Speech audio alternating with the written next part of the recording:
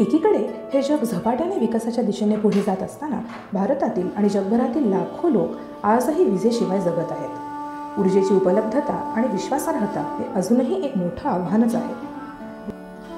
आम्ही केवळ तंत्रज्ञानच नाही तर योग्य उपाययोजना अंमलात आणणारी संस्था आहोत. स्थानिक समुदायांच्या गरजा आणि अपेक्षा आमच्या प्रत्येक प्रकल्पाच्या केंद्रस्थानी असतात.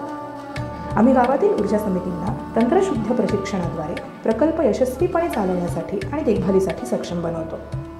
आजवर आम्ही 1100 पेक्षा जास्त सामुदायिक ऊर्जा प्रकल्प उभारले असून त्यामुळे साधारण 1.5 लाखाहून अधिक लोकांच्या जीवनशैलीमध्ये आमूलाग्र बदल झाला आहे.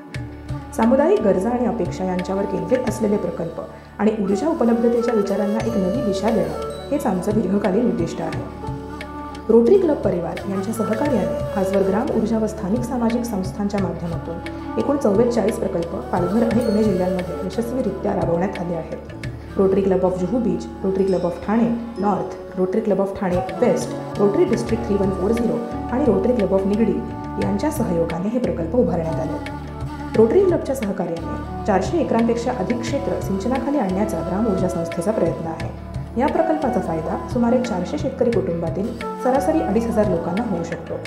हे काम पुणे आणि रायगड जिल्ह्यातील जुन्नर, आंबेगाव, राजगुरुनगर, वेल्हे, पेण, कर्जत, कामशेत आणि महाड या परिसरांमध्ये राबवता येऊ शकते.